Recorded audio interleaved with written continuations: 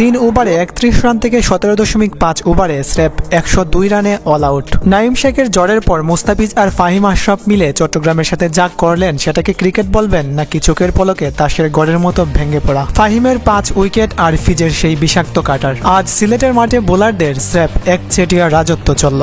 চট্টগ্রামের এই পুরোদস্তর ব্যাটিং বিপর্যয়ের আসল ইনসাইড স্টোরি সম্পর্কে চলুন বিস্তারিত জেনে নেই।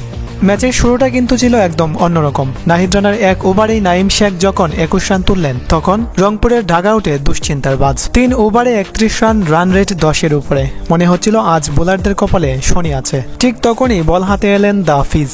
মুস্তাফিজুর রহমানের সেই সিগনেচার স্লোয়ার আর কাটার যেন চট্টগ্রামের ব্যাটারদের জন্য একটা পাজন হয়ে দাঁড়িয়েছিল। নাঈম শেখ যখন 39 রানে বোল হলেন তখনই ম্যাচের নিয়ন্ত্রণ পুরোপুরি চলে গিয়েছিল রংপুরের হাতে। এরপর যা হলো সেটা স্রেফ ফাহিম আশরাফ শো। মুস্তাফিজ এক পাশ থেকে চাপ তৈরি করছিলেন আর সেই সুযোগটাকে ঠিকভাবে কাজে লাগিয়েছিলেন ফাহিম আশরাফ। একে একে গুরবাজ, মেহেদী হাসান আর মাহফুজুলকে ড্রেসিং রুমে পাঠিয়ে চট্টগ্রামের মিডল অর্ডারকে স্রেফ গুড়িয়ে দিয়েছিলেন তিনি। মির্জা বেগ কিছুক্ষণ লড়াই করার চেষ্টা করেছিলেন, কিন্তু মুস্তাফিজের দ্বিতীয় শিকারে পরিণত হতেই চট্টগ্রামের হার একরকম নিশ্চিত হয়ে যায়। ফাহিম যখন নিজের 5 নম্বর উইকেটটা নিয়েছিলেন স্কোরবোর্ডে তখন মাত্র 102 রান।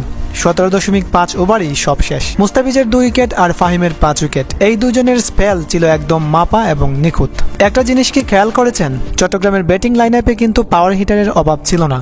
সমস্যাটা হয়েছে মাইন্ডসেটে। তারা মুস্তাফিজের কাটার পড়তে গিয়ে এতটাই নার্ভাস হয়ে গিয়েছিল যে ফাহিম আশরাফের সাধারণ লেন্থ ডেলিভারিগুলোকেও উইকেট গিফট করে দিয়ে এসেছে। 102 রানের মধ্যে 39 রানই নাঈম শেখের, তার মানে বাকি 10 জন মিলে করেছেন মাত্র 63 রান। সিলেটের উইকেটে যেখানে 160 থেকে 170 গড় স্কোর হয়, সেখানে 102 রানে গটিয়ে যাওয়াটা কি স্রেফ ব্যাটারদের ব্যর্থতা, নাকি মুস্তাফিজ আর ফাহিমের এই বোলিং টুপ যে কোনো টিমের জন্যই সামলানো অসম্ভব ছিল? আপনার কি মনে হয় চট্টগ্রাম কি এই ধাক্কা সামলে টুর্নামেন্টে ফিরতে পারবে? কমেন্টে আপনার মতামত জানান।